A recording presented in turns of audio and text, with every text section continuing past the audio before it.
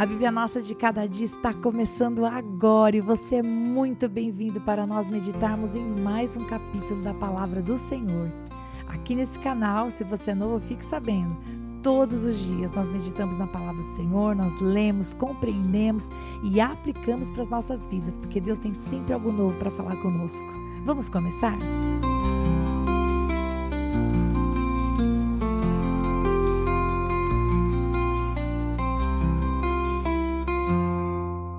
Hoje nós vamos meditar no capítulo 1 do livro de Gênesis. E esse capítulo foi dividido em 31 versículos. E desses 31 versículos, queridos, 28 vezes aparece o nome de Deus. Então nós já sabemos que esse capítulo vai falar a respeito do Senhor. É a respeito da criação, sim, mas é a respeito do Deus Criador que trouxe à existência, pelo poder da sua palavra, coisas que não existiam. E nós vamos falar nesse primeiro capítulo sobre os 6 dias da criação. E eu vou fazer questão de dividi-los nesses 6 dias, apontando para vocês os versículos, porque, queridos, eu li tantas coisas a respeito do capítulo 1 de Gênesis, que definitivamente não daria para fazer esse podcast em 15, 20 minutos, que é o que eu gosto de fazer, para não cansar você. Então eu espero que você consiga ouvir e prestar atenção enquanto você faz alguma coisa, ou, caso você esteja sentadinho com a sua Bíblia, tome notas, porque você vai aprender muitas coisas interessantes hoje. Aliás, só um parênteses. A meditação do texto não substitui a tua leitura bíblica. Portanto, leia a palavra do Senhor. E caso você esteja correndo demais, eu vou deixar para você aqui um link na descrição desse vídeo, indicando para você a minha leitura. Eu leio a Bíblia para você. Então, enquanto você dirige, eu vou lendo a palavra do Senhor para você e vamos começar com Gênesis com força total. Combinado? Mas leia a palavra do Senhor. Muito bom. A palavra do Senhor Deus começa assim no versículo 1 e 2. No princípio, Deus criou os céus e a terra. A terra estava sem forma e vazia, havia trevas sobre a face do abismo e o Espírito de Deus se movia sobre as águas. Quais são as coisas importantes aqui? Como você viu no episódio de ontem, no princípio é Bereshit, é Gênesis, é o que dá nome ao livro que nós vamos meditar. A palavra Deus é Elohim, e essa palavra Elohim é uma palavra que está no plural e indica o quê? A plenitude, o poder, a majestade do Senhor. O Deus Criador que criou todas as coisas é um Deus que não depende de ninguém, um Deus autossuficiente, um Deus todo-poderoso. E a palavra bará, que é a palavra criou, significa criar a partir do nada. Essa palavra, meus queridos, só pode ser usada por Deus. Deus é o único que pode trazer à existência coisas que não existem. Inclusive, nós vemos esse mesmo verbo, essa mesma palavra bará, no versículo 1. Tome notas que isso é importante. No versículo 21 e no versículo 27. Agora, preste atenção. Qual era a condição da terra? A terra estava sem forma e estava vazia. E o Espírito de Deus, ele se movia sobre as águas. E essa palavra se movia, aqui na Nova Almeida Atualizada, ou pairava na Revista Atualizada, significa o quê? Significa proteger, participar. Na verdade, a raiz da palavra tem a ideia de chocar, como se fosse protegendo a terra. Esse mesmo verbo, essa mesma palavra, aparece lá em Deuteronômio 32:11, que diz assim: como a águia desperta a sua ninhada e voeja sobre os seus filhotes, estendendo as asas e tomando-os, os leva sobre elas. Pausa aqui. A ideia é esse que está em volta, é esse que está protegendo. Então, o versículo vai dizer para a gente, o versículo 2, que o Espírito de Deus se movia sobre as águas, participando da ação criativa. Inclusive, é impossível eu não me recordar de João 1, do versículo 1 até o versículo 3. Nós estudamos João recentemente, no finalzinho do ano, e você se lembra? Diz assim, no princípio era o verbo, João, né? E o verbo estava com Deus, e o verbo era Deus. Ele estava no princípio com Deus, todas as coisas foram feitas por ele, e sem ele nada do que foi feito se fez. Então, João vai dizer para nós que o verbo estava com Deus no princípio. E a gente pode pensar, mas o verbo é o quê? Que tem a palavra viva de Deus? Está falando de alguém? Bom, o próprio versículo 10 e 11, lá de João 1, vai dizer para nós quem é o verbo. Diz assim: o verbo estava no mundo, o mundo foi feito por meio dele, mas o mundo não conheceu. Veio para o que era seu, mas os seus não o receberam. Está falando de Jesus, o verbo de Deus. Então João vai dizer para nós que Jesus, Jesus, o verbo de Deus, estava na criação e tudo que foi feito por intermédio dele. Então quando a gente olha Gênesis capítulo 1, verso 1, 2 e 3, nós vemos ali a participação das 3 pessoas da Trindade. No princípio, Deus criou. Versículo 2, o Espírito de Deus se movia sobre as águas. O versículo 3 vai dizer: então Deus disse.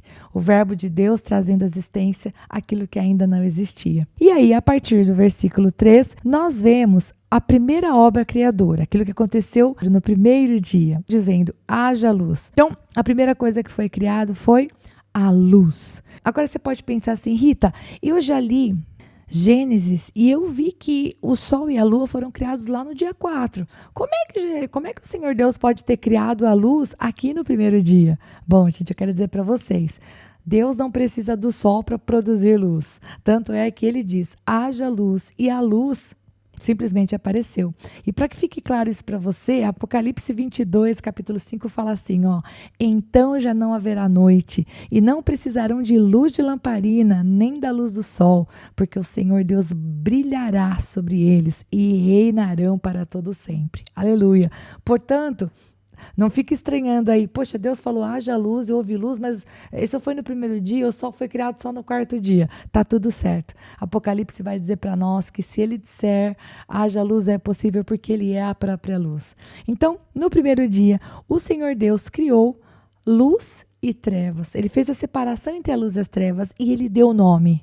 Ele chamou a luz de dia e ele chamou as trevas de noite. Saiba você que o nosso Deus, extremamente criativo, deu um nome lindo para o dia e para a noite. E o segundo dia? Bom, o segundo dia, a partir do versículo 6 até o versículo 8, mostra o Senhor criando o firmamento, que ele chamou de céu, e ele fez uma separação das águas que estão abaixo do firmamento e das águas que estão acima do firmamento. O Senhor Deus colocou uma enorme camada de água nos céus, em forma de vapor, acima da terra, para produzir condições climáticas propícias e que protegeriam a terra. E assim, então, o Senhor criou o céu. E no dia 3? Bom, no dia 3, o Senhor ele fez a separação entre a porção de terra seca e a porção de águas. Isso está relatado entre o versículo 9 e o versículo 13. E essa parte seca, continentes, montanhas, vales. Queridos, a palavra do Senhor fala assim, lá em Jeremias 5:22. Diz o Senhor: por que não tremem diante de mim? Pois fui eu que pus a areia como limite do mar, limite perpétuo que ele não irá ultrapassar. Ainda que levantem as suas ondas, elas não prevalecerão. Ainda que bramem, não passarão daquele limite. Quando eu leio esse texto de Jeremias 5:22, eu consigo imaginar a soberania de Deus em dizer: águas se ajuntem debaixo do céu, e o nome que vocês vão receber são mares. Esses são os mares. E ele fez aparecer a terra seca, e não apenas aparecer a terra seca, mas essa terra seca, ela seria produtiva. Ele vai dizer no versículo 11, que a terra produza relva, ervas que deem sementes e árvores frutíferas, que deem frutos segundo a sua espécie, cuja semente esteja no fruto sobre a terra. Então, ele mesmo deu ordem para que viesse a existir a terra produtiva, mas também o Senhor vai dizer que ela deveria produzir por si mesmo, que as suas árvores, que deveriam dar sementes, as árvores frutíferas deveriam dar fruto com também a sua semente, ou seja, Deus criou algo que com vida viria a produzir por si mesmo. É uma criação maravilhosa da parte de Deus. E agora eu faço uma pausa aqui. No primeiro dia, no segundo dia e no terceiro dia, Deus criou a separação entre luz e trevas, separou o firmamento, criou o céu e separou as águas abaixo, as águas acima, e também fez com que aparecesse a porção de terra seca. Nos primeiros 3 dias, é como se o Senhor fosse dando forma à terra. E depois, no dia 4, 5 e 6, o que a gente vai perceber é que o Senhor vai povoar, o Senhor vai encher, o Senhor vai dar conteúdo àquilo que ele havia formado nos primeiros 3 dias. Então, por exemplo, agora no 4º dia, do versículo 14 até o versículo 19, o que o Senhor Deus vai criar?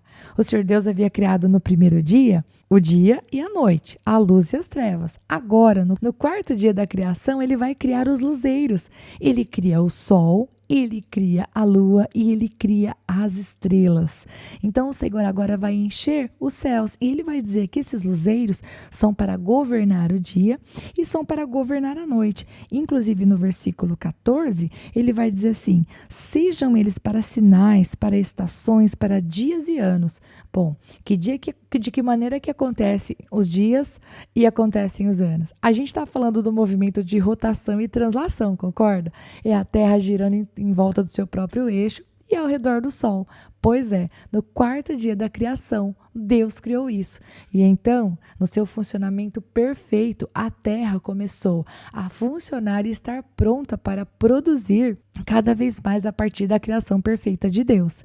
E olha só, um texto aqui de Salmo 19, versículo 1 até o versículo 6. Diz assim: os céus proclamam a glória de Deus e o firmamento anuncia as obras das suas mãos. Um dia discursa o outro dia e uma noite revela conhecimento a outra noite. Não há linguagem, nem há palavras, e deles não se ouve nenhum som. No entanto, por toda a terra se faz ouvir a sua voz, e as suas palavras chegam até os confins do mundo. Aí pôs uma tenda para o sol, que é como um noivo que sai dos seus aposentos e se alegra como um herói a percorrer o seu caminho. Principia numa extremidade dos céus e até a outra vai o seu percurso, e nada pode se esconder do seu calor. Olha que lindo o salmista falando dos luzeiros, né? Falando do sol. Muito bem, então se o Senhor criou no 4º dia o sol, a lua e as estrelas, e vamos dizer assim, no dia 4, ele completou a obra do dia 1º, se é que eu posso falar dessa maneira. No dia 5, ele vai criar as criaturas marinhas e as criaturas que voam, exatamente povoando o céu, o firmamento e também as águas abaixo do firmamento, como ele fez no dia 2. E isso nós podemos ver entre os versículos 20 e 23. Eu não sei se você gosta de olhar para o céu, se você gosta de olhar para as aves voando, se você de gostar de, não sei, escutar o passarinho cantar, por exemplo. Mas, queridos, houve um dia em que o Senhor os criou. E esse dia quando foi, Rita? Esse dia foi o 5º dia da criação, como você pode ver na palavra do Senhor. E aí nós vemos Deus proferir a primeira bênção. Se você vai lá no versículo 22, o Senhor vai dizer assim, o Senhor vai dizer: sejam fecundos, multipliquem-se e encham as águas dos mares, e na terra multipliquem-se as aves. Ou seja, o Senhor estava não apenas dando uma bênção para que eles se multiplicassem, mas estava dando um propósito. Eles iriam encher o lindo céu e os mares que o Senhor criou. E chegamos então no último dia da criação, que está relatado entre os versículos 24 e 31. E o que o Senhor fez nesse dia? O Senhor criou as criaturas da terra, os animais que rastejam, os animais selvagens, os animais domésticos, e criou também o homem. Nesse 6º dia, o Senhor vai falar que era bom e que era muito bom. Quando ele cria os animais, ele vai dizer no versículo 25 que o que ele havia criado era bom. Esses animais, segundo a sua espécie, os animais domésticos, eles iam todos se reproduzir segundo a sua espécie. Deus estava criando todos os animais que nós pensamos e imaginamos e tenhamos visto pessoalmente ou somente pela internet.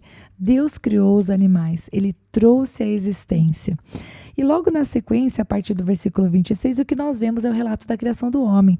E quando Deus diz no versículo 26, façamos o ser humano à nossa imagem, quando ele diz façamos, e o verbo aqui está no plural, façamos nós, ele está falando de um plural perfeito.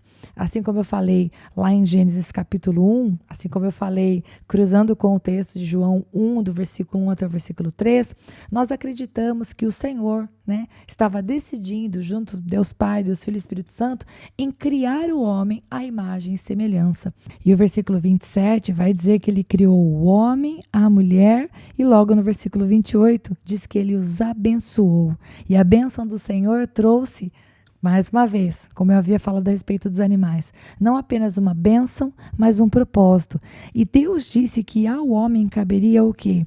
Caberia governar, caberia multiplicar, ter domínio sobre os animais, né? Os peixes do mar, as aves dos céus, sobre todo animal que rastejasse. E esse governo deveria ser feito de que maneira? Com amor, com cuidado. Deus estava dando para o homem e para a mulher a mordomia sobre a criação. E aí, então, nós vemos, para finalizar, eu acho que eu finalizo com essa informação.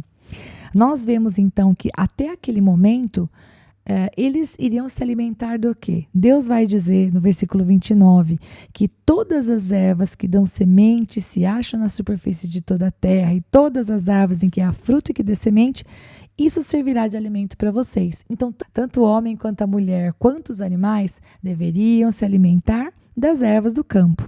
E ao final de tudo isso, Deus concluiu que a sua obra era muito boa, como está relatado no versículo 31. Você sabe que eu gosto de sempre terminar com uma aplicação para nós. Em que esse texto se aplica para nós? A criação nunca é maior do que o seu Criador. E quando a gente olha para o céu, para o sol, para a lua, para as estrelas, para os animais, para os pássaros, para as aves, para os animais marinhos, para as águas do mar, quando a gente olha para a natureza, para a beleza de uma flor, para o canto de um pássaro, quando a gente estuda o corpo humano, a gente vê os detalhes da íris, ou quando a gente vê os detalhes das nossas impressões digitais, nós não podemos esquecer que se a criação é tão maravilhosa, o nosso Criador é muito mais maravilhoso.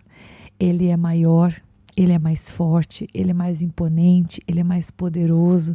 Nem mesmo a força das águas das ondas tem mais poder do que o nosso Deus. Portanto, é dessa maneira que eu aplicaria esse texto para nós. O nosso Deus é o soberano. Tanto é que nós vemos que desde o primeiro versículo, Moisés vai dizer, criou Deus os céus e a terra. Não foi um Deus qualquer, não são vários deuses, mas é um único Deus. O soberano Senhor. E eu e você, nós somos muito abençoados, porque o amor dele nos atraiu. E hoje, nós não apenas o chamamos mais de Deus, mas a gente pode chamá-lo de Pai. Louvado seja Deus por isso. Eu te espero para nós meditarmos no próximo capítulo, se o bom Deus me permitir. Até lá.